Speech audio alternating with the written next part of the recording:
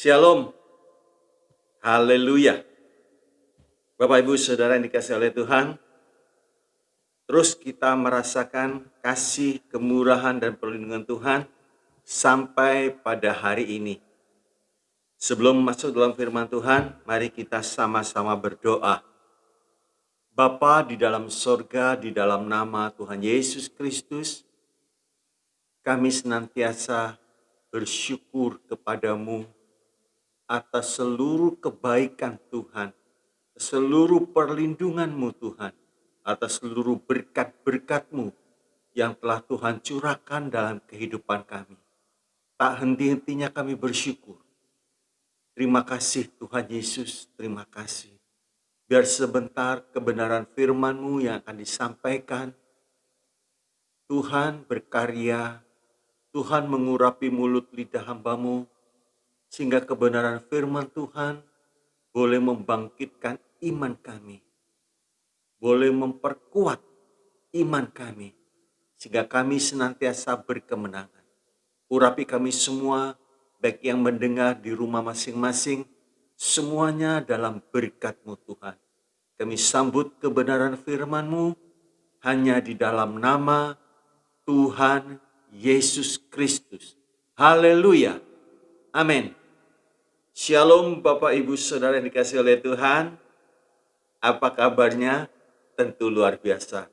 Karena Tuhan kita adalah Tuhan yang luar biasa. Haleluya. Nah, pada hari ini kita akan melihat satu judul, butuh obat. Nah, kalau saya tanyakan kepada beberapa orang, belum tentu jawabannya sama. Orang yang bertanya, obat apa Pak yang akan diberikan Pak? Wah, kalau obat diabetes, janganlah Pak. Saya nggak ada diabetes Pak. Saya mungkin hipertensi. Nah, yang satunya nggak mau Pak hipertensi, saya diabetes dan segala macam. Setiap orang membutuhkan obatnya masing-masing. Tapi yang indah saudaraku, di dalam firman Tuhan itu disediakan lengkap kebutuhan obat kita. Baik secara jasmani, baik secara rohani. Mari kita melihat di dalam Mazmur 16 ayat 11. Engkau memberitahukan kepadaku jalan kehidupan. Di hadapanmu ada sukacita berlimpah-limpah. Di tangan kananmu ada nikmat senantiasa. Amin. Nah, Bapak Ibu Saudara yang dikasihi oleh Tuhan, orang beriman yang cinta Tuhan itu memiliki obat. Ya, obatnya saya beri tanda petik. Untuk seluruh kebutuhan hidup. Ya, untuk seluruh kebutuhan hidupnya. Baik dalam kebutuhan jasmani, baik dalam kebutuhan rohani. Mungkin saudara bertanya, Pak, kalau kebutuhan jasmani apa obatnya Pak? Firman Tuhan memberikan jawaban, saudara. Firman Tuhan memberikan jawaban. Ya. Mungkin saudara bertanya, Pak, kalau pekerjaan saya ini sepi nih, gimana Pak caranya? Ya, dan lain sebagainya. Bapak Ibu Saudara yang dikasihi oleh Tuhan, kalau kita mempunyai Tuhan, maka kita mempunyai segalanya. Baik kebutuhan kita di dunia ini sampai ke dalam kekekalan. Itu sudah disediakan Tuhan dengan lengkap. Mungkin kita sedang dalam pencobaan saudaraku. Pencobaan yang menurut akal pandangan kita kok berat. Nah, Tuhan ada obatnya. Tuhan beri obat bahwa pencobaan yang datang itu tidak mungkin melebihi kekuatan kita. Dan di saat kita mengalami pencobaan, percayalah bahwa Tuhan sudah menyediakan jalan lepasnya. Mungkin sakit, saudara, dan seterusnya. Kita melihat kenapa saya katakan dalam Mazmur 16:11 ini kebutuhannya saudaraku sebagai obat yang menjawab setiap kebutuhan kita. Sebab apa?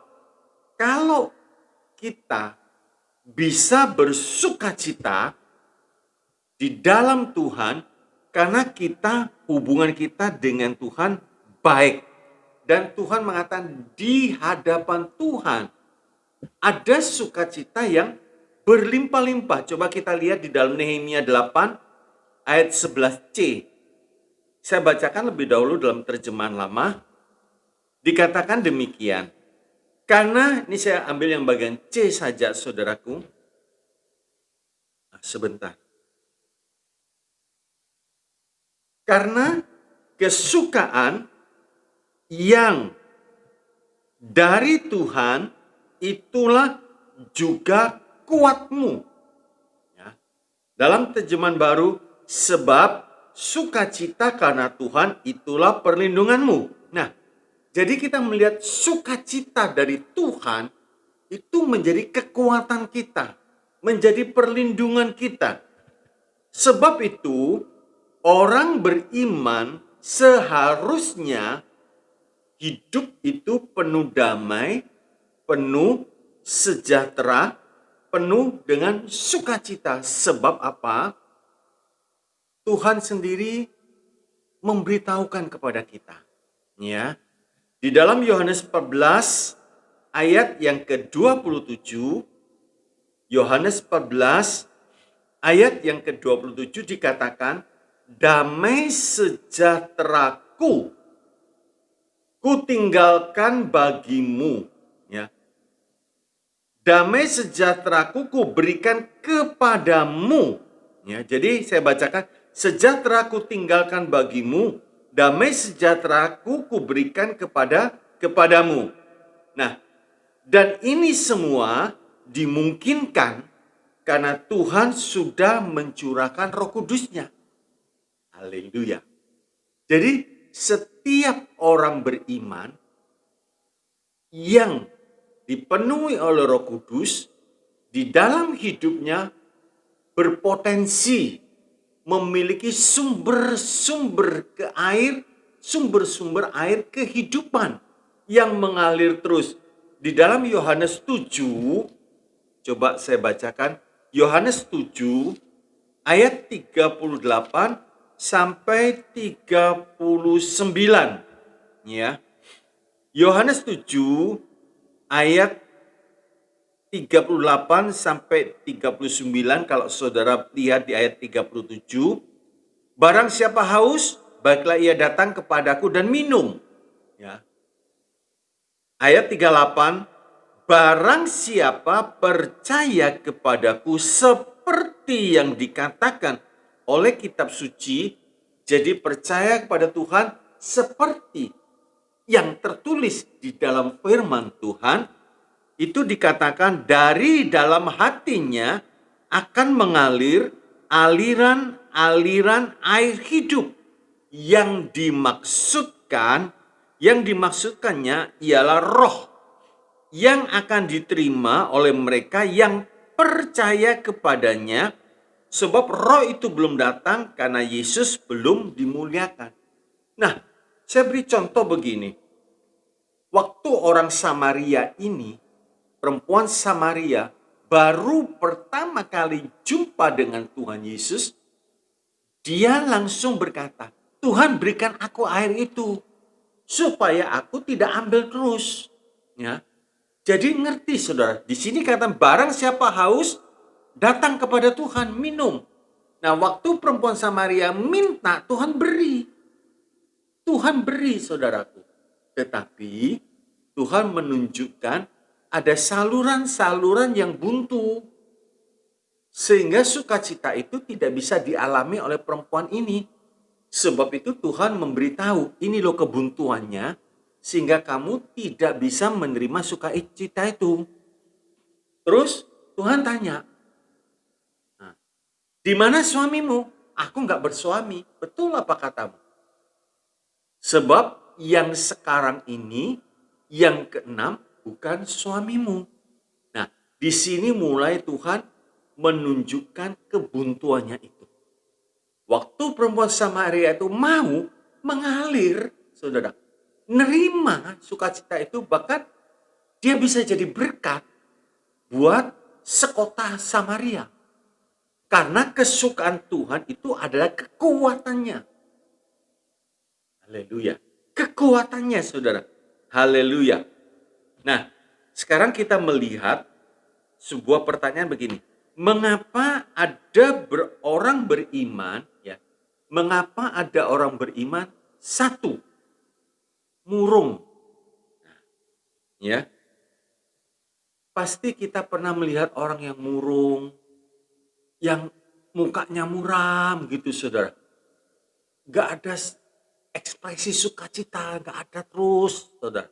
Ya, gak ada. Mungkin kita pernah lihat atau kita sendiri sedang mengalami hal seperti itu. Saya Pak orangnya Pak, nggak tahu Pak, murung terus, sedih terus. Nah, kita mesti cari penyebabnya.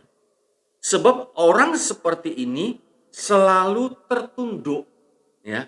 Selalu tertunduk sebab apa? Sebab kehidupannya dikalahkan oleh berbagai macam permasalahan dan tidak punya pengharapan. Sebab itu dia murung terus. Dia tertunduk terus. Di dalam Mazmur 42 ayat 6, kalau di handphone saudara itu di ayat yang kelima. Nah, dikatakan, mengapa engkau tertekan hai jiwaku dan gelisah di dalam diriku, berharaplah kepada Allah. Sebab aku akan bersyukur lagi kepadanya, penolongku dan Allahku. Jadi jangan izinkan, ya, hal-hal yang membuat jiwa kita tertekan sehingga kita mengalami kegelisahan, mengalami kemurungan, dan hidup ini terus tertunduk. Haleluya. Nah, hidup orang beriman yang seperti ini, yang tertunduk, saudaraku, ini sebuah pertanda, sebuah sinyal bahwa dia sedang mengalami kekalahan di dalam rohaninya, sehingga tidak bisa bersukacita. Disuruh bersukacita nggak bisa, sebab penguasa di dalam hidupnya bukan Tuhan. Dia sedang mengalami kegagalan, mungkin karena orang ini mengalami kekecewaan di dalam pekerjaannya, saudaraku. Ya, kerja ini gagal, kerja itu gagal, dan orang ini mungkin berkata, katanya Tuhan memberkati, katanya Tuhan melimpahkan berkat. Mana buktinya? Ada juga orang berkata, aduh, kontrakan saya hampir habis ini. Uang sekolah anak saya belum terbayar. Dan seterusnya, saudaraku. Sehingga secara tidak sadar, orang seperti ini hilang sukacitanya, ganti murung. Ya, murung, saudaraku. Ada juga yang kecewa terhadap suaminya, terhadap istrinya, dan lain sebagainya. Nah, kalau saudara perhatikan, apa ini penyebabnya? Sebenarnya Tuhan sudah menuliskan, ya. Coba saya ingin menjelaskan di dalam kitab Imamat, ya. Imamat 26 ayat 3. Mari kita lihat Imamat 26 ayat 13, Ayat 13. Akulah Tuhan Allahmu yang membawa kamu keluar dari tanah Mesir, supaya kamu jangan lagi menjadi budak mereka. Nah, perhatikan, aku telah mematahkan kayu kuk yang di atasmu dan membuat kamu berjalan tegak. Ternyata kuk Mesir itu masih dialami oleh orang beriman. Padahal Tuhan mengatakan, sudah keluar kamu dari rumah perbudakan dan kuknya sudah dipatahkan. Coba kita lihat lagi di dalam Keluaran 13, apa janji Tuhan? Keluaran 13 ayat yang ketiga. Keluaran 13 ayat yang ketiga dikatakan demikian. Lalu berkatalah Musa kepada bangsa itu, peringatilah hari ini, sebab pada hari ini kamu keluar dari Mesir, dari rumah perbudakan. Karena dengan kekuatan tangannya, Tuhan telah membawa kamu keluar dari sana, sebab itu tidak boleh dimakan sesuatu pun yang beragi. Nah, di sini kita melihat orang Kristen itu sebenarnya sudah dibebaskan dari perbudakan atau dari perhambaan dosa, sehingga kuk yang menekan hidupnya itu sudah dipatahkan. Ya, sudah dipatahkan seharusnya. Tetapi kalau kita melihat, ternyata orang Kristen nggak sadar bahwa kuk itu masih ada di dalam hidupnya. Kalau anak itu memerdekakan engkau, engkau benar-benar merdeka. Seharusnya kita dengan iman bersorak, bersukacita, karena tidak ada lagi penghalangnya, saudara. Haleluya. Penekanan saya begini, jangan sampai lagi kita yang keluar dari Mesir, tapi Mesir tidak keluar dari hidup kita. Orang seperti ini diperbudak. Nah, kalau diperbudak di Mesir, nggak mungkin bisa bersukacita. Kalau satu orang hidup dalam perhambaan dosa, jangan harap bisa bersukacita, jangan harap bisa fresh mukanya. Pasti murung. Yang kedua, mungkin kita pernah melihat orang yang kalau jumpa dulu waktu kami di Surabaya, saya lihat selalu tertawa orang. Selalu bersukacita, saudara. Senyum, jumpa tuh senyum, ketawa. Padahal kalau saya amati, rumah nggak punya, cuman kontrak. Hidup sederhana, saudara. Punya anak 2. Tapi setiap kali jumpa, sukacita. Haleluya, haleluya. Jadi kapanpun lihat orang ini senang. Mungkin kita lagi ada beban lihat orang ini jadi ikut senang begitu, saudara. Mungkin ada orang bertanya, mungkin Bu, ibu ini nggak pernah susah sih? Oh pernah ngalami susah. Tetapi untuk apa dipikirkan? Untuk apa direnungkan? Sehingga saya kehilangan sukacita. Ini orang yang benar, saudara. Ya, orang yang benar, sukacita dari Tuhan itu tidak tergantung dari luar. Tidak, saudara. Kalau saya lihat hidup ibu ini, ya boleh dikatakan kehidupannya sangat sederhana, saudara. Sangat, kalau tidak boleh dikatakan menengah ke bawah. Tapi sukacitanya itu terus memancar begitu, saudara. Haleluya. Nah, kalau kita, atau saya berikan ilustrasi begini. Di rumah saya ada saluran listrik yang bagus, saudara. Terus saya colokkan bola lampu di fitting. Loh, kok nggak nyala? Kok nggak nyala? Padahal di tempat yang lainnya nyala. Nah, saya ambil kesimpulan berarti bola lampu itu putus. Waktu saya ganti, ternyata nyala kembali. Langsung nyala. Waktu diganti langsung nyala. Bapak, Ibu, Saudara dikasih oleh Tuhan, begitu juga. Kalau kita melihat, loh orang itu kok bisa bersukacita ya? Padahal kehidupannya biasa-biasa saja. Saudara, sederhana, tapi kok terus sukacita. Haleluya. Saya kok nggak bisa. Nah, langsung kita bisa melihat, ini pasti ada salah dari kita. Cari penyebabnya, sebab Tuhan berkata bakal memberikan perintah. Di dalam kitab Filipi 4 ayat 4, bersukacitalah senantiasa. Filipi 4 ayat 4, bersukacitalah senantiasa dalam Tuhan. Bukan dalam yang lain, saudara. Dalam Tuhan.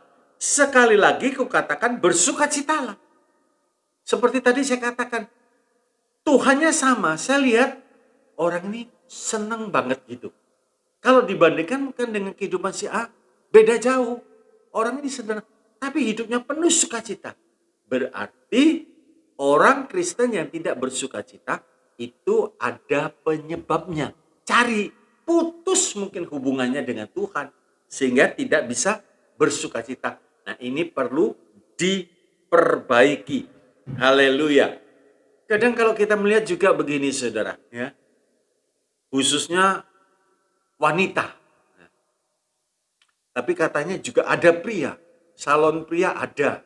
Salon yang saya tahu biasanya wanita suka pergi ke salon, mempercantik diri supaya kelihatan wajahnya itu bersinar, berseri begitu.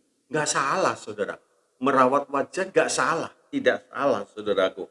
Tapi sebenarnya Tuhan sudah memberikan obatnya, ya, caranya supaya wajah kita bisa segar begitu. Dalam Amsal 15 ayat 13 dikatakan demikian, Amsal 15 ayat 13, hati yang gembira membuat apa saudaraku? Muka berseri. Mana ada salon bisa membuat muka seseorang tuh seperti bersinar begitu saudara. Tetapi kepedihan hati mematahkan semangat, ya. Jadi hati yang gembira membuat muka berseri. Waktu Musa berjumpa dengan Tuhan, masuk dalam hadiratnya, dia mengalami kepenuhan Tuhan, dia mengalami sukacita yang daripada Tuhan.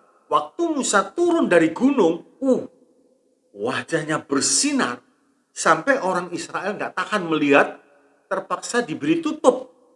Nah, diberi tutup. Jadi kuncinya begini, di dalam Mazmur tadi saya katakan, di hadapan hadiratmu. Jadi kalau kita sering, saudaraku, masuk dalam hadirat Tuhan, wajah kita bersinar. Haleluya. Wajah kita wow begitu saudara. Haleluya. Yang ketiga, ada orang beriman yang tegang. Wajahnya tegang terus saudara. Ya. Mungkin orang seperti ini sedang mengalami pergumulan sedang. Nah, jadi bergumul secara tidak langsung kelihatan wajah itu tegang. Nah, waktu saya mengalami pergumulan ini saudara, saya nggak bisa lihat wajah saya. Tapi orang lain bisa melihat wajah saya. Dan dia menegur waktu itu. Dia menegur saya. Kenapa mukamu nggak ada sinar Kristus? Saya nggak bisa lihat, saudara. Tapi orang lain bisa lihat. Karena saya ada satu pergumulan yang menurut saya berat. Sebenarnya tidak ada pergumulan itu berat, saudara. Ya, semua sudah diukur oleh Tuhan pada porsi yang tepat. Nah, waktu saya ditegur begitu, saya sadar, loh, ternyata dari wajah ini kelihatan, saudara, ada ketegangan, ya, ada ketegangan. Haleluya. Saudara dan saya perlu ingat, ya, pergumulan ini di baliknya ada kuasa-kuasa yang lain, ya. Ada, sebab itu firman Tuhan berkata demikian dalam 1 Yohanes 4 ayat yang keempat, roh yang ada di dalam kamu lebih besar daripada roh yang ada di dalam dunia. Seharusnya kita mengalahkan kesulitan-kesulitan ini, sudah. Sebab firman Tuhan mengatakan roh yang ada di dalam kamu lebih besar. Ya. Nah, kalau kesulitan ini dikalahkan, otomatis kita mengalami kelegaan. Haleluya. Sehingga wajah kita fresh. Wajah kita segar. Kalau orang melihat orang beriman murung, terus wajahnya tegang terus saudaraku, ya orang takutlah saudara datang. Orang takut, mau ngomong aja takut saudara. Wah, ini ada apa? Haleluya. Ada juga wajah orang beriman begitu tegang karena dia simpan sesuatu yang tersembunyi, mungkin di antara suami istri, tidak diketahui. Istri tidak mengetahui suaminya, suami tidak mengetahui istrinya. Nah, memang suami atau istri bisa tidak tahu, tapi Tuhan tahu. Saya beri contoh. Waktu eh, waktu Yakub keluar dari rumah mertuanya Laban, dia mau pulang, ternyata Rahel itu diam-diam mencuri berhala bapaknya, terafim. Dia curi. Si Yakub nggak tahu, sudah. Si Yakub nggak tahu. Pergi. Setelah 3 hari perjalanan dikejar sama bapaknya. Dikejar. Kenapa kamu mencuri? Yakub marah, saudara. Dipikir ini fitnah. Terus Yakub berkata, di mana engkau jumpa barang itu, jangan dia hidup. Dia nggak tahu bahwa istrinya sendiri yang mencuri. Waktu Laban ini memeriksa, Rahel punya strategi. Dia tetap duduk di atas unta dan dia berkata, sorry Bapak, saya nggak bisa turun. Sebab saya lagi datang bulan. Nah, dalam hal ini, Rahel pasti tegang. Pasti tegang, saudara. Dia takut kalau ketemu gimana. Nah, akhirnya hidup seperti ini nggak segar, saudara. Tidak segar. Apa yang disembunyikan dari suami atau istri, mereka mungkin nggak tahu, tapi Tuhan melihat. Nah, beberapa contoh saya kasih, ini biasanya rata-rata orang beriman kadang masih mengalami seperti ini. Tapi saya katakan tidak semua. Istri mungkin mau mengasihkan sesuatu kepada orang tuanya, tapi dia takut kepada suaminya. Kalau ngomong, kalau bicara, nanti suamiku marah.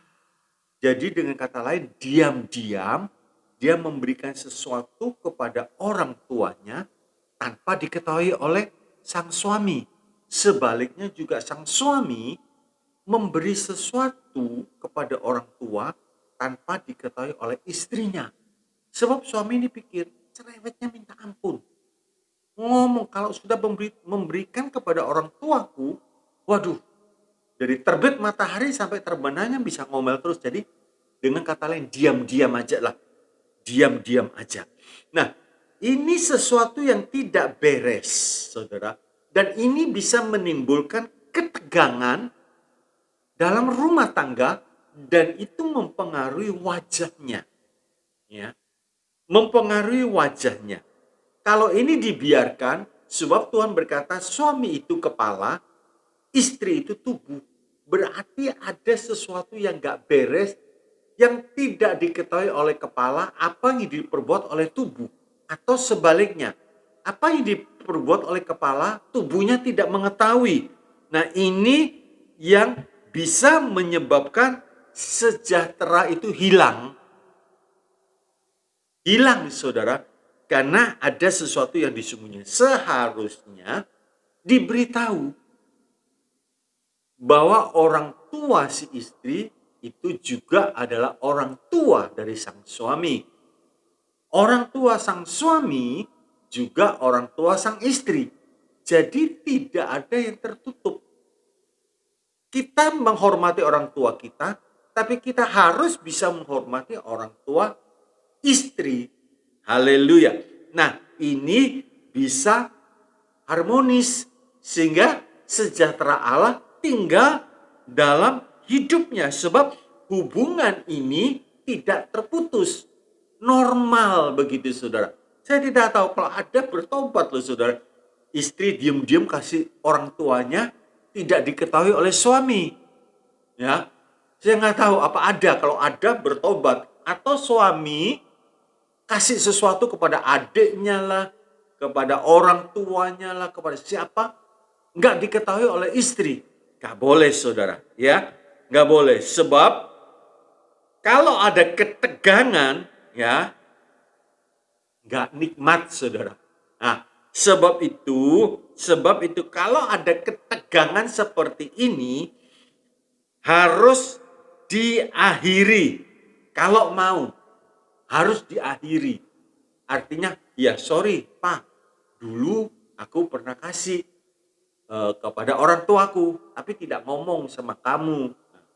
Sebaliknya suami juga mungkin pernah kasih, ya aku sorry juga. Bagus saudara. Sebab di dalam Filipi 4 ayat 7 dikatakan demikian, damai sejahtera Allah yang melampaui akal akan memelihara hatimu dan pikiranmu dalam Kristus Yesus.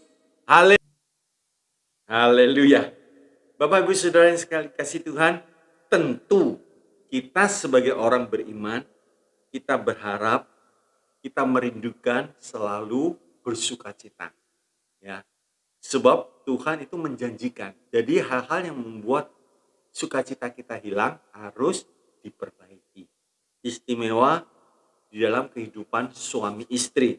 Nah, sukacita ini kalau anak sekolah minggu menyanyikan begini saudara.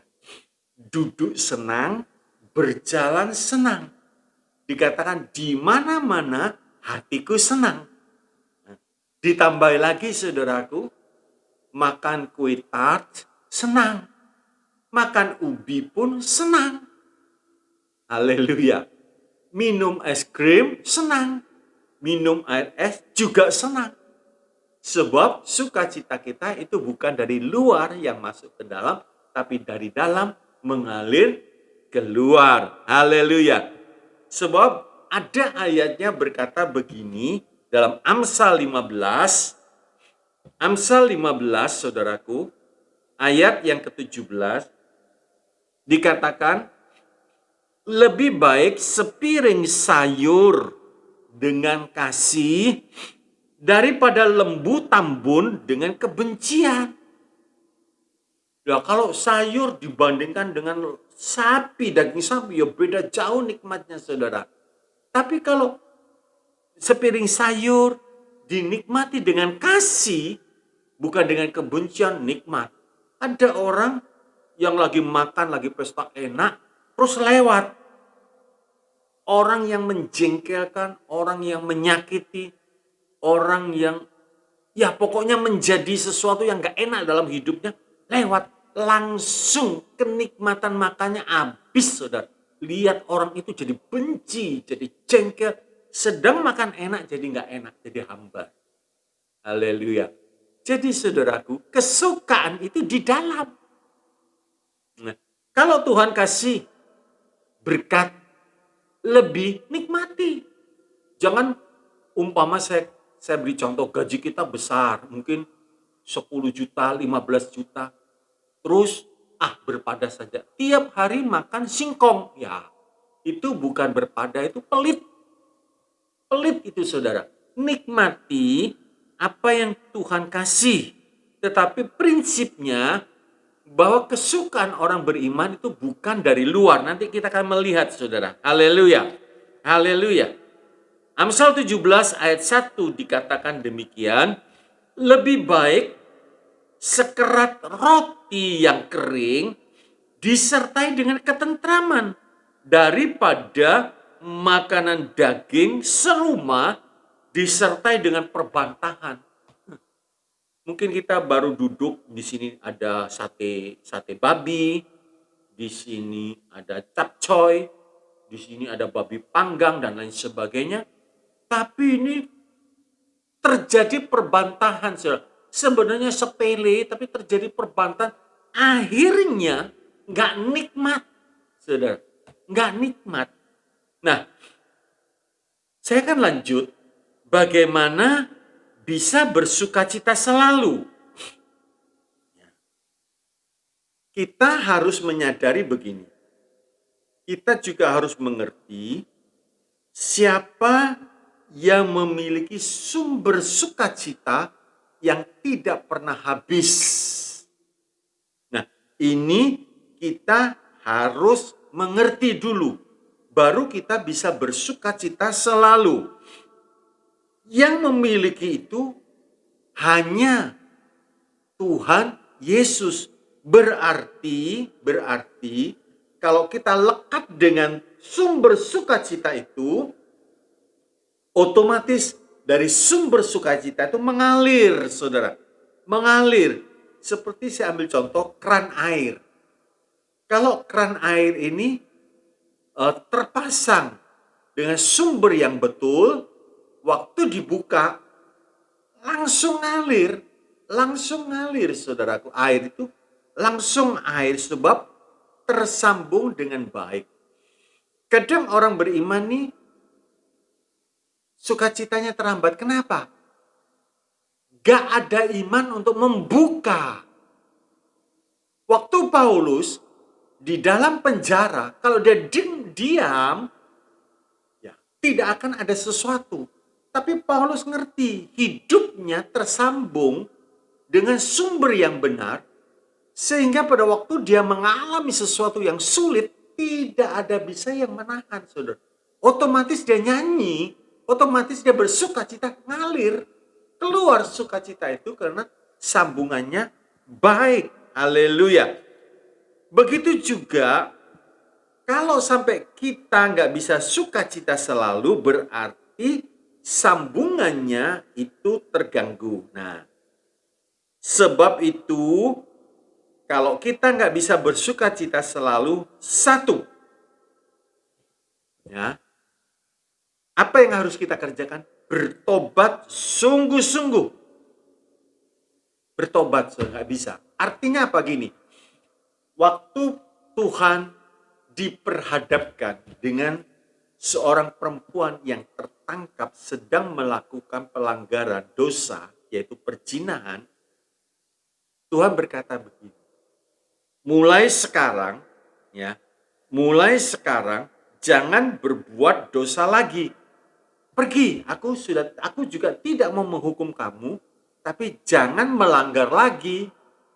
Jangan melanggar lagi. Artinya, saudaraku, kalau kita mau tinggal di dalam terang, maka pasti kita menikmati suasana sorga, kesukaan sorga. Gelap itu tidak bisa menguasai hidup kita karena kita punya sumber terang. Dunia ini penuh kegelapan. Dunia ini seringkali kalau orang beriman gak sadar dan tidak berjaga-jaga, membuat sukacitanya mampet. Mampet, saudara. Padahal dia memiliki sumber terang. Seharusnya gelap itu tidak bisa menguasai. Kenapa bisa menguasai? Karena bodoh. Orang Kristen bodoh. Tuhan mengatakan kamu binasa karena bodoh. Karena kebodohan, saudara. Seharusnya buka saja seperti keran itu dibuka, ngalir. Haleluya. Haleluya. Atau tertipu dengan si setan. Ya sedikit-sedikit sih nggak apa-apa. Asal kamu kan pelayanan Mas ya. Sedikit-sedikit melakukan pelanggaran nggak apa-apa. Di mana sih nggak ada orang yang melakukan pelanggaran? Sedikit-sedikit selingkuh ya nggak apa-apa. Asal rumah tangga itu nggak cerai. Asal rumah tangga itu nggak bisa.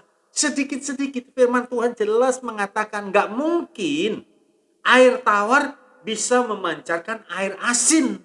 Nggak mungkin, saudara. Nggak mungkin. Coba kita lihat di dalam kitab Yakobus 3.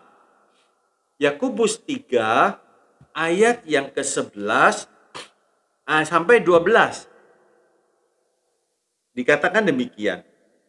Adakah sumber memancarkan air tawan dan air pahit dari mata air yang sama? Jadi mungkin kalau saya punya sumur, ini sumurnya tawar, keluar. Tapi nanti nggak berapa lama lagi waktu ditimba, loh kok pahit? Itu tidak mungkin, saudara. 12, saudara-saudaraku, adakah pohon ara dapat menghasilkan buah zaitun? Dan adakah pokok anggur dapat menghasilkan buah ara? Demikian juga mata air asin tidak dapat mengeluarkan air tawar. Kalau di dalam hidup orang Kristen yang sudah bertobat sungguh-sungguh, itu artinya kita punya suasana surga, kita punya terang. Nggak mungkin lagi, saudaraku, ya, nggak mungkin lagi kegelapan itu bisa menguasai, kecuali seperti Yohanes 8 tadi dikatakan ayat yang ke-11, jangan berbuat dosa lagi. Ternyata orang itu berbuat dosa lagi, ya gelap lagi, saudaraku. Ya gelap lagi. Haleluya. Haleluya. Nah, juga saudaraku, kadang-kadang kenapa sih di dalam rumah tangga itu orang mudah terpengaruh oleh falsafah dunia ini? Ya. Mungkin saudara pernah mendengar. Ya, kalau saudara itu seperti anggota tubuh, mungkin tangan, mungkin kaki, nggak mungkinlah diputus. Ya. Tapi kalau istri itu seperti baju. Kalau nggak cocok, buka baju, buang, ganti baju baru. Kalau firman Tuhan tidak berkata demikian. Nah, kenapa sang suami ini terpengaruh, saudara? Karena terangnya itu sudah mulai terganggu, sehingga di dalam hidupnya ada gelap. Jadi pada waktu orang memberikan falsafah dunia masuk. Ada juga lagi orang berkata begini, masa sih punya istri cuma satu? Setiap hari makan bakmi, apa nggak bosan? Dia bilang, suami istri itu bukan makanan. Istri itu tubuh, saudara. Istri itu tubuh, bukan makanan. Nah, falsafah seperti ini bisa masuk, kenapa? Karena gelap. Sehingga masuk lagi perkara-perkara yang lama. Yang kedua, ya, bisa bersukacita selalu sebab dua, arahkan pikiran kita kepada Kristus. Haleluya. Kolose 3 ayat 1 dan 2. Kita mengarahkan pikiran kita kepada Kristus. Haleluya. Nah, kalau dalam hidup di dunia ini kita bisa selalu mengarahkan pandang kita kepada Kristus, maka sangat sulit setan bisa menipu kita. Karena kita tahu tipu dayanya, kita tahu tipu muslihatnya, saudara. Karena kita mengarahkan pikiran kita kepada Kristus. Haleluya. Ayo kita baca Roma 14 ayat yang ke-17. Roma 14 ayat 17 dikatakan demikian. Sebab kerajaan Allah bukanlah soal makanan dan minuman, tetapi soal kebenaran, damai sejahtera, dan sukacita oleh Roh Kudus. Jadi seorang yang bisa mengarahkan pikirannya kepada Kristus, dia akan mengalami saudaraku? Hidup dalam kebenaran, ada damai sejahtera, ada sukacita oleh Roh Kudus. Jadi falsafah orang dan lain sebagainya nggak mempan, saudara. Ya, nggak mempan, saudara. Orang berkata begini, dan lain sebagainya. Haleluya, haleluya. Nah, saya berikan contoh tentang mengarahkan pikiran dua raja. Ya, raja yang pertama, Raja Saul. Raja yang kedua, Raja Daud. Haleluya. Nah, Raja Saul ini pernah tergelincir, ya. Pernah jatuh dalam dosa. Tapi reaksinya, sikapnya waktu Samuel berkata, itu dia jaga wibawa. Ya jangan begitulah Pak Samuel. Hormatilah aku di depan bangsaku. Jadi dengan kata lain, dia jatuh dalam dosa, tapi masih yang dipentingkan wibawanya, bukan bertobat. Nah, saudara nanti baca di dalam 1 Samuel 15 ayat yang ke-30. Ya, 1 Samuel 15 ayat yang ke-30. Tapi beda dengan Daud. Waktu dia berdosa, Nabi Nathan datang. Dia tunjuk salahnya. Dia tegur salahnya. Apa jawab Daud? Coba kita lihat. Apa jawaban Daud? 2 Samuel, ya, 2 2 Samuel 12, 2 Samuel 12 ayat yang ke-13 dan ayat yang ke-14. Dikatakan demikian, setelah Daud ditegur oleh Nathan, lalu berkatalah Daud kepada Nathan, "Aku sudah berdosa kepada Tuhan." Dan Nathan berkata kepada Daud, "Tuhan telah menjauhkan dosamu itu, engkau tidak akan mati." Haleluya. Haleluya. Haleluya. Nah, di ayat 13 tadi dikatakan Tuhan telah menjauhkan. Sebab begini saudara, nyawa ganti nyawa. Tapi waktu itu Daud membunuh pakai tangan orang lain. Seharusnya nyawa Daud menggantikan. Tapi karena Daud mengaku bebas, tapi hukuman itu jalan. Masih tetap jalan, ajarannya jalan saudaraku. 14, walaupun demikian, karena engkau dengan perbuatan ini telah sangat menista Tuhan, pastilah anak yang lahir bagimu akan mati. Nah, ini akibatnya saudara ya. Hukuman Tuhan lewat ajarannya harus diterima. Nah, di sini kita melihat Saul dosa, Daud dosa, tapi berbeda. Haleluya.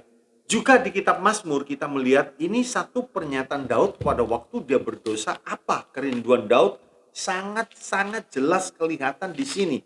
Mazmur 51 ayat 12 sampai 13. Mazmur 51 ayat 12 sampai 13. Jadikanlah hatiku tahir. Ya. Ini kalau saudara lihat perikopnya pengakuan dosa di ayat pertama, ayat kedua itu ketika Nabi Nathan datang kepadanya setelah ia menghampiri Batsheba. Ini ayat 12. Jadikanlah hatiku tahir ya Allah, dan perbaharuilah batinku dengan rohmu yang teguh. Perhatikan 13. Jangan membuang aku dari hadapanmu, dan janganlah mengambil rohmu yang kudus daripadaku. Ini yang dipertahankan saudara oleh Daud. Dia ngaku supaya dia tidak terbuang dari hadapan Tuhan, dan roh Tuhan tidak diambil dari dia. Haleluya.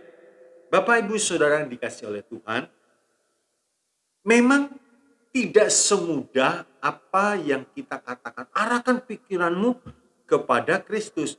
Kalau kita melihat peristiwa yang terjadi kepada Saul, itu keadaan Saul waktu itu terdesak. Samuel janji seminggu, waktu itu belum datang. Tapi sebenarnya masih hari itu juga, tapi jamnya memang tidak ditentukan. Nah, dalam keadaan seperti ini, Saul mulai bingung. Apalagi melihat rakyatnya mulai meninggalkan. Rakyatnya mulai memisahkan diri. Tambah bingung. Sebab itu dengan kata lain dia terpaksa, dalam tanda petik, terpaksa melanggar. Nah ini, saudaraku. Apapun alasannya, dalam keadaan terjepit atau dalam keadaan bagaimanapun juga, kita belajar untuk mengarahkan pikiran kita kepada Kristus. Haleluya. Daud juga salah, tapi Daud ini bedanya suka merenungkan firman Tuhan. Sedari muda, dia punya satu persekutuan dengan Tuhan luar biasa. Sebab itu janji Tuhan dialami oleh Daud. Apa itu janjinya? Coba kita lihat Amsal 24. Amsal 24 ayat yang ke-16. Dikatakan demikian. Amsal 24 ayat 16.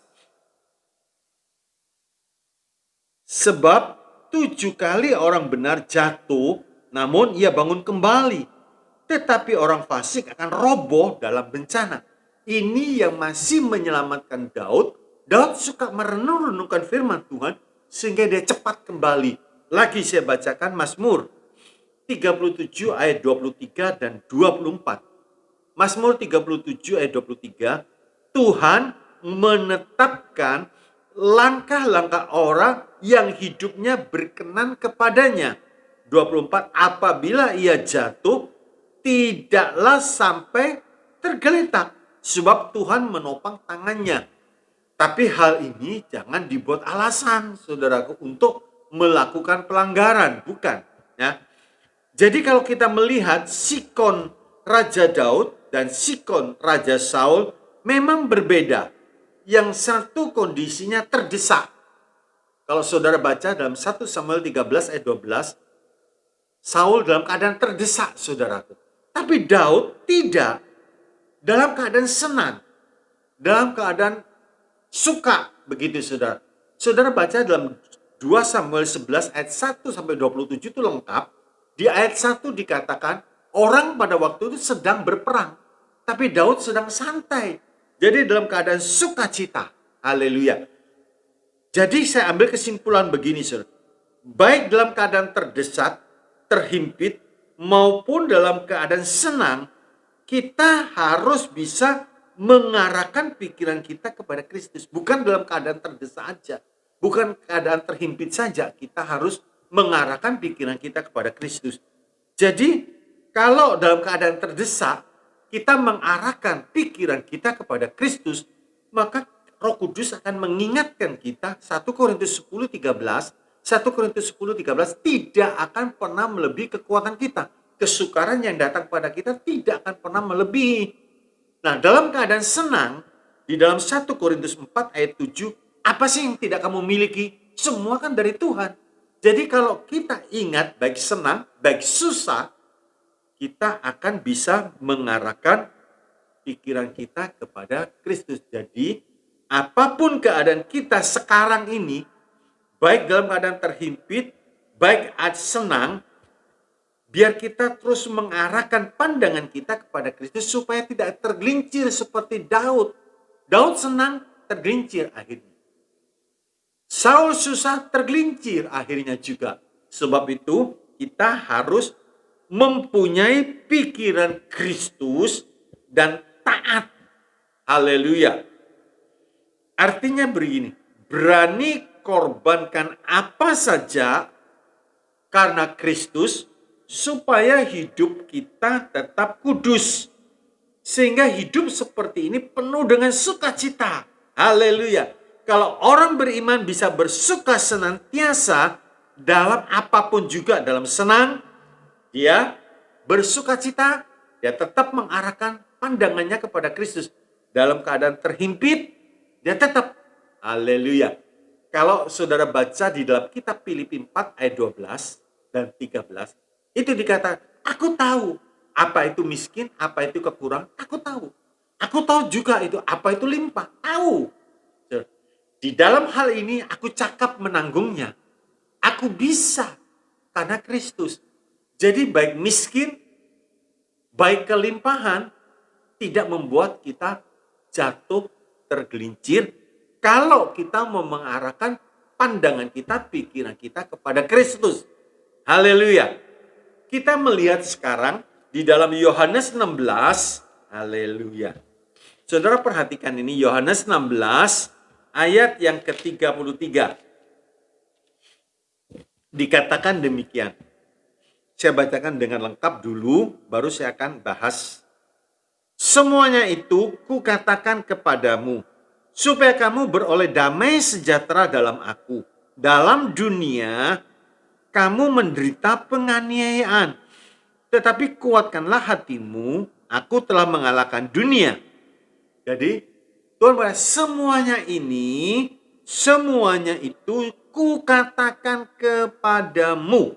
Nah, artinya tidak ada satupun yang disembunyikan oleh Tuhan. Semua dikatakan, semua diberitahukan. Haleluya. Tuhan kita tuh seperti itu. Kalau saudara baca di ayat yang pertama, Yohanes 16 ayat 1 dan 2 dikatakan demikian. Semuanya ini kukatakan kepadamu, supaya kamu jangan kecewa dan menolak aku. Kamu akan dikucilkan. Bahkan akan datang saatnya bahwa setiap orang yang membunuh kamu akan menyangka bahwa ia berbuat bakti kepada Allah. Jadi semua sudah dikatakan, semua sudah diberitahu. Haleluya. Haleluya. Nah, lanjut dikatakan supaya kamu beroleh damai sejahtera dalam aku. Ini penekanannya. Kadang ada orang beriman gak percaya. Masa hanya ikut Tuhan terus bisa sejahtera? Kalau kantong kempes. Kalau kantong kempes, saudaraku. Bisa sejahtera? Bisa sukacita? Haleluya. Memang manusia hidup masih memerlukan uang. Untuk kebutuhan, Tuhan pasti cukupkan. Jangan takut, saudara. Jangan takut. Cuman kita perlu tanamkan atau pola pikir kita harus dirubah. Bahwa damai sejahtera, sukacita, kepuasan itu hanya ada di dalam Tuhan. Bukan di dalam duit. Berapa banyak orang punya duit, saudaraku, tapi tidak mengalami sukacita, tidak mengalami kepuasan. Ya, nah, terus dilanjutkan dalam dunia kamu menderita penganiayaan. Jangan kaget, saudara. Kalau kita hidup di dunia ini banyak kesukaran, kesulitan, jangan kaget, jangan terkejut. Sudah diberitahu lebih dahulu. Haleluya. Memang hidup ini satu pergumulan, saudaraku, ya. Haleluya. Jadi kita melihat bisa saja terjadi, tapi ada janji Tuhan. Apa itu? Kuatkanlah hatimu. Nah, jadi kesukaran dalam dunia ini bisa diatasi kalau kita memperkuatkan iman kita kepada Tuhan, ya. Haleluya. Harus yakin, sebab itu jaga hati kita dengan segala kewaspadaan. Karena dari situ terpancar kehidupan, ya. Jadi hati ini sumbernya. Kalau kita menguatkan seperti Yosafat waktu mengalami ketakutan, dia memperkuatkan iman, memperkuatkan kepercayaannya kepada Tuhan. Kuat, saudara. Dari takut menjadi mencara. 3 hari 3 malam mencara, saudara. Kemenangan yang besar. Haleluya. Terus dikatakan demikian. Kuatkanlah hatimu, aku, artinya Tuhan, telah mengalahkan dunia. Berarti orang Kristen yang hidup di dalam Kristus pasti mengalami Immanuel. Allah beserta kita, berarti kita pasti mengalami kemenangan. Haleluya. Haleluya. Nah, kesukaan daripada Tuhan, nah saya beritahu sekarang sebelum saya akhiri, kesukaan daripada Tuhan itu dari dalam memancar keluar. Beda dengan orang dunia, ya. Tadi kita sudah baca Yohanes 7 ayat yang ke-38, ya. Seperti yang dikatakan kitab suci, dari dalam hatinya akan mengalir aliran-aliran air hidup. Kalau kesukaan dunia dari luar dibawa masuk. Memang ada ayatnya, Pak. Ada. Firman Tuhan ini lengkap, saudara. Nah, sebab itu rugi besar kalau kita nggak mau baca. Kalau kita nggak mau menyelidiki. Kesukaan dunia itu, orang dunia itu selalu import. Dari luar dibawa ke dalam. Coba kita lihat. Pengkhotbah 10 ayat yang ke-19. Dikatakan demikian. Untuk tertawa, nah orang dunia ini untuk tertawa dikatakan apa, saudaraku? Orang akan menghidangkan makanan. Wow, kalau ada makanan besar, makan besar, tertawa, sukacita, saudaraku. Anggur meriangkan hidup. Dan yang memungkinkan semuanya itu apa, saudaraku? Uang. Dan uang memungkinkan semuanya itu. Jadi dengan kata lain, sebab itu kalau orang dunia berkata, kalau tongpes gimana bisa bersukacita? nggak bisa beli makanan enak dan nggak lain sebagainya. Tapi orang Kristen beda. Sebab itu orang Kristen di hadapan hadiratmu ada sukacita yang berlimpah-limpah. Ini obat yang manjur, saudara. Obat yang luar biasa. Di tengah-tengah masa yang sulit, orang Kristen mengalami juga. Karena kita hidup dalam dunia. Orang Kristen mengalami, saudaraku. Tadi Yohanes 16 ayat 33 dikatakan, di dalam dunia kita menderita. Menderita penganiayaan, menderita kesukaran dan lain sebagainya. Tetapi kuatkanlah. Karena aku sudah mengalahkan dunia. Haleluya. Jadi sekarang kita melihat kesimpulannya. 1. Orang beriman yang selalu bersukacita dengan kesukaan ilahi, itu hidup rohaninya sehat. Sehingga selalu bahagia, puas, dan kuat. Nehemia 8:11. Kesukaan daripada Tuhan, itulah kekuatan kita. Artinya kita bisa mengalahkan segala macam permasalahan hidup ini karena memiliki kesukaan dari Tuhan. Haleluya. Saudaraku, betapa untungnya, betapa bahagianya kita menjadi orang beriman yang lekat dengan sumber sukacita, sumber damai, sumber kepuasan. Wow, senang saudara ya. Jadi orang beriman yang selalu bersukacita dengan kesukaan ilahi, itu pertandanya hidup rohaninya sehat. Sehingga selalu bahagia, puas, dan kuat. Yang kedua, orang beriman yang murung itu hidupnya penuh kepahitan. Penuh kepahitan. Terus saudaraku, ya, mengalami siksaan. Ya. Kalau kita melihat orang beriman seperti ini, murung, itu hidup jasmaninya juga bisa kacau. Saudara kalau nyari karyawan, masa mau cari karyawan yang murung? Kalau istilah Surabaya cembetut, merengut terus saudara gini. Ya nggak mau kita. Cari mantu aja nggak mau. Wih, menakutkan ini. Kok mukanya terus cembetut, ya? Nah, otomatis mau hubungan kerja dengan siapapun, lihat orangnya takut, saudara. Melihat orang mukanya murung. Sehingga kehidupan jasmaninya pun jadi kacau. Dan hidup seperti ini tersiksa. Haleluya. Yang ketiga, yang terakhir. Buka keran, dalam tanda putih, buka keran sukacita dengan iman. Ya. Bersukacitalah kamu. Ya nyanyi aja saudara. Nyanyi. Pak memang bisa lepas, itu urusan Tuhan. Perintah Tuhan bagi kita bersukacita dengan iman. Kalau hubungan kita dengan Tuhan Yesus baik, bisa. Gimana cara Tuhan menolong kita, gimana cara Tuhan memberkati kita, itu bukan urusan kita. Urusan kita, lakukan perintah Tuhan. Jangan kamu ke kanan, jangan kamu miring ke kiri, maka perjalananmu berhasil. Itu aja sudah. Jangan macam-macam saudara. Pasti perjalanan kita berhasil, itu aja. Gimana caranya Tuhan membuat kita berhasil, itu bukan urusan kita. Urusan kita, bagian kita kerjakan. Bagian Tuhan, biar Tuhan yang mengerjakan. Kalau bagian Tuhan kita yang kerjakan, kita pusing, saudara. Kita bisa stres. Tapi kalau bagian kita kerjakan, bagian Tuhan kerjakan, wow, indah. Haleluya, indah, saudara. Indah. Kalau waktu Musa disuruh, Musa angkat tongkat, gimana Tuhan caranya? Bah, jadi pusing. Udah bagian Musa kerjakan aja. Diangkat tongkat, Tuhan yang mengerjakan bagiannya. Begitu juga kita.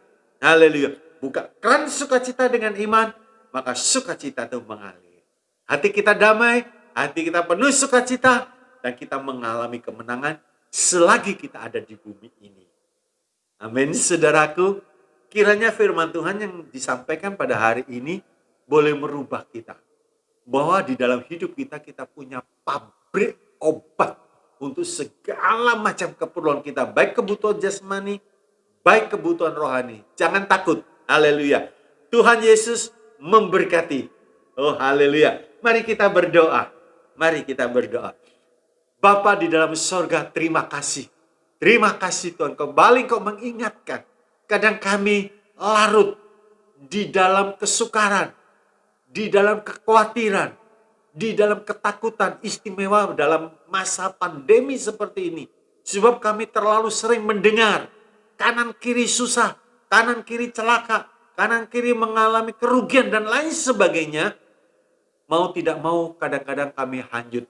Tetapi kau ingatkan bahwa kami punya terang surga. Kami memiliki kerajaan surga. Kerajaan surga bukan makan minum, tapi damai sejahtera, sukacita karena Roh Kudus. Haleluya. Biar iman kami boleh bangkit dan kami keluar sebagai pemenang Tuhan. Sebab Yesus sudah menang dan kemenangan itu untuk kami. Terima kasih. Biar kami betul-betul mengalami Immanuel. Allah beserta kami. Siapa lawan kami? Terima kasih, memberkati semua yang mendengar hari ini Tuhan. Apapun permasalahan umat-Mu saat ini. Mungkin di dalam kesukaran, kesulitan. Biar bangkit imannya Tuhan. Biar bangkit. Sebab Engkau berkata dekat mulutmu ada perkataan iman. Haleluya. Segala sesuatu bisa terjadi bagi orang yang bisa percaya. Biar kami punya kata-kata iman. Sebab Engkau berkata, apa yang Kau katakan itu yang aku jadikan. Terima kasih buat janji-janji-Mu yang luar biasa. Biar hari ini menjadi titik tolak bagi kami. Kami tidak murung lagi, kami tidak tegang lagi, tapi kami penuh dengan sukacita ilahi. Haleluya, haleluya. Memberkati rumah tangga umat-Mu. Memberkati kesehatan umat-Mu. Memberkati anak-anaknya. Memberkati masa muda. Memberkati pekerjaannya. Memberkati keuangan dan lain sebagainya. Sebab Engkau berjanji, selagi kami di dunia, Engkau mencukupkan kami semua. Haleluya. Terima kasih Tuhan Yesus. Terima kasih. Meteraikan setiap kebenaran firman Tuhan. Sehingga semua boleh bangkit pada hari ini. Terima kasih Tuhan. Dalam nama Tuhan Yesus kami bersyukur dan bersukacita. Mari seluruh umat yang mendengarkan kita angkat tangan kita. Bapa di dalam sorga, terimalah saat ini umat Tuhan berkat dari kasih Allah Bapa, damai sejahtera sukacita dan anugerah dari Tuhan kita Yesus Kristus. Kuat kuasa di dalam persekutuan Allah Roh Kudus yang selalu membawa kami kemenangan, yang selalu membawa kami dalam perarakan kemenangan, limpah dengan karunia-karunia roh dan buah roh menyertai hidup kami, memberi kekuatan, memberi kemenangan senantiasa sampai Maranatha Tuhan Yesus datang kembali. Dalam nama Tuhan Yesus berkat ini diberikan. Semua yang percaya katakan amin. Tuhan Yesus memberkati kita semua. Haleluya.